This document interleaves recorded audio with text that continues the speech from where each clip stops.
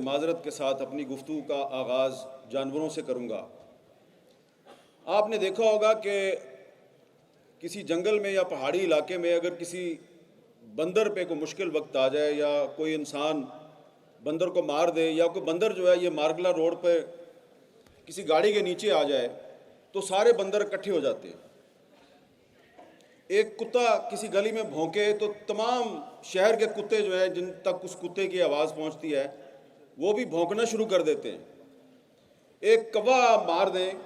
دیہاتی علاقوں میں کسان اگر ایک کوا مار دیں تو تمام کوے جو ہیں وہ کائیں کائیں کرتے ہوئے اس کسان کی جان کو عذاب میں ڈال دیتے ہیں۔ لیکن آپ دیکھیں کہ 2 مہینے سے فلسطینیوں کو مار پڑ رہی ہے، ان کو شہید کیا جا رہا ہے، ان کے ہزاروں بچے جو ہیں ان کو شہید کر دیا گیا ہے، تو ان تک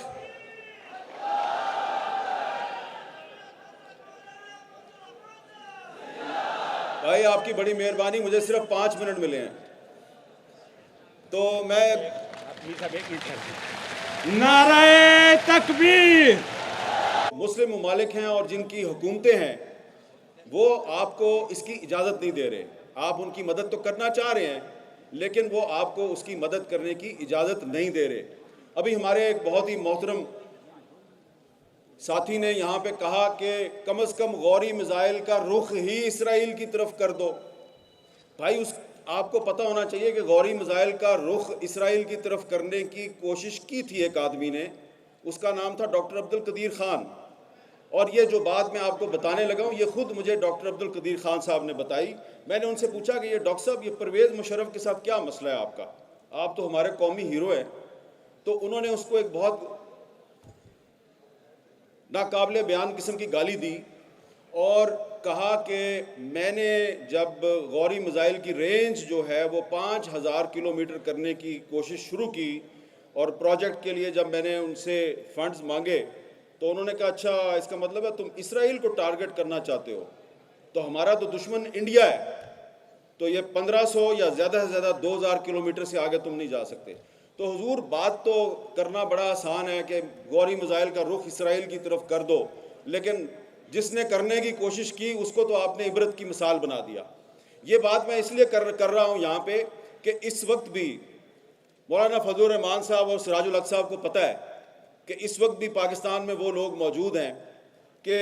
جو اوپر سے تو مذمت کر رہے ہیں اسرائیلی بمباری کی، لیکن اندر سے ان کا دل جو ہے وہ کہیں اور ہے۔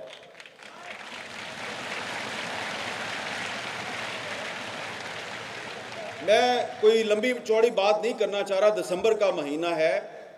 اور دسمبر کا مہینہ اس لیے امپورٹنٹ ہے کہ دسمبر 1931 میں شاعر مشرق علامہ اقبال نے مسجد اقصیٰ کا دورہ کیا۔ مفتی اعظم فلسطین مفتی امین الحسین کی دعوت پر انہوں نے وہاں پہ خطاب کیا تھا مسجد اقصیٰ میں، اور پھر بار بار وہ ایک ہی بات کہتے رہے اپنے ساتھیوں کو، مسلم لیگ کے ساتھیوں کو بھی اور عالم اسلام کے حکمرانوں کو بھی یہ کہتے رہے کہ کبھی امریکہ اور برطانیہ پہ اعتماد نہ کرنا، اور خاص طور پہ انہوں نے مسلمانوں سے کہا کہ فلسطین کے بارے میں جو عرب بادشاہ ہیں ان کے اوپر کبھی اعتبار نہ کرنا، یہ آپ کے جو مفادات ہیں ان کا تحفظ کرنے کے قابل نہیں ہے، اور یہ بات آج صحیح سچ ثابت ہو رہی ہے۔ اس وقت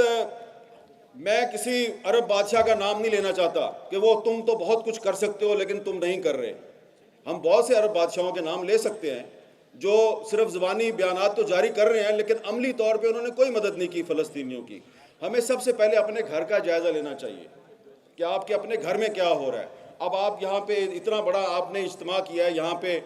آپ اچھی اچھی تقریریں ہوں گی، قراردادیں منظور ہوں گی، لیکن آج پاکستان کی جو اس وقت موجودہ حکومت ہے اس سے یہ پوچھنے کی ضرورت ہے کہ آپ بار بار جو یہ کہتے ہیں کہ مسئلہ فلسطین کا حل 2 اسٹیٹ سلوشن ہے، 2 ریاستی فارمولہ،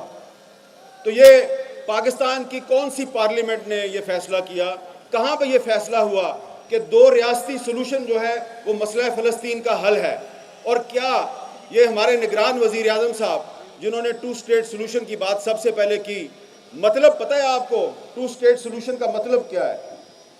مطلب یہ ہے کہ 2 اسٹیٹ سلوشن کا مطلب یہ ہے کہ جی آپ اسرائیل کا جو وجود ہے اس کو تسلیم کر لیں اور اسرائیل کو بھی تسلیم کر لیں، اور یہ جو غزہ اور دریائے اردن کا جو مغربی کنارہ ہے اس طرف جو فلسطین ہے یہاں پہ ایک فلسطینی ریاست قائم کر دیں۔ تو یہ 2 اسٹیٹ سلوشن ہے۔ اب میں اس 2 اسٹیٹ سلوشن کو کیوں مسترد کرتا ہوں، میں اس کے کیوں خلاف ہوں؟ پہلی بات تو یہ ہے کہ پاکستان اسرائیل کو تسلیم نہیں کرتا، اور دوسری بات وہ یہ ہے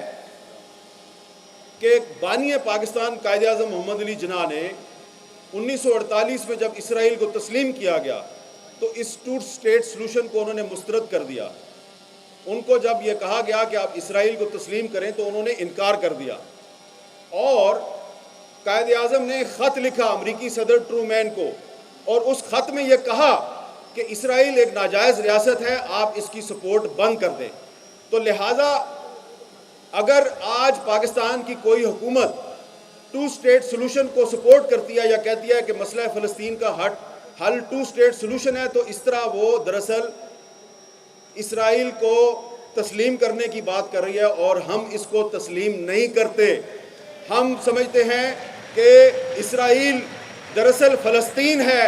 اور پورے کا پورا فلسطین آزاد ہونا چاہیے۔ اب کہا جائے گا کہ یہ تو آپ اقوام متحدہ کی جو قراردادیں ہیں اس کی خلاف ورزی کر رہے ہیں، تو اقوام متحدہ کی ایک قرارداد تو کشمیر کے بارے میں بھی ہے، تو پھر آپ کو جو کشمیر کے بارے میں قرارداد ہے اس کا بھی احترام کرنا چاہیے۔ آپ کشمیر پہ قرارداد کا احترام نہیں کرتے، ہم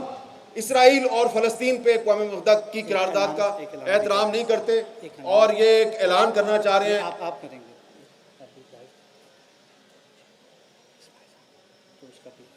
ٹھیک 2 بجے، اور یہ بھی اس میں ایک پورا چیپٹر ہے کہ جو 2 اسٹیٹ سلوشن ہے یہ پاکستان کی پالیسی نہیں ہے۔ نگران وزیر اعظم 2 اسٹیٹ سلوشن کو تسلیم کر سکتا ہے، ہم نہیں کرتے۔ اور ابھی کچھ ہی دیر میں چند سیکنڈ کے بعد حماس کے رہنما اسماعیل ہانیہ صاحب جو ہیں وہ ویڈیو لنک پر آپ کے اس اجتماع سے خطاب کریں گے، اور ہم ان کو یقین دلاتے ہیں، تمام یہاں پہ جو موجود علماء کرام اور لیڈرشپ ہے، اور آپ کی طرف سے ہم ان کو یقین دلاتے ہیں کہ آپ ایک چٹان کی طرح اسرائیل کے سامنے کھڑے ہیں، اور ہم بھی آپ کے ساتھ کھڑے ہیں۔ اور اسماعیل ہانیہ صاحب جو ہیں وہ یقیناً بہت سے جو مسلم ممالک ہیں ان کی جو حکومتیں ہیں وہ ان کو پسند نہیں کرتی، لیکن تمام مسلم ممالک کے عوام جو ہیں وہ اسماعیل ہانیہ کو اپنا ہیرو سمجھتے ہیں، اور ہم آپ کے ساتھ ہیں۔ ہماری حکومتیں آپ کے ساتھ ہو نہ ہوں، لیکن ہم سب آپ کے ساتھ ہیں، اور اب کچھ ہی دیر میں اسماعیل ہانیہ صاحب جو ہیں وہ آپ کے سامنے جلوہ افروز ہوں گے۔ بہت بہت شکریہ۔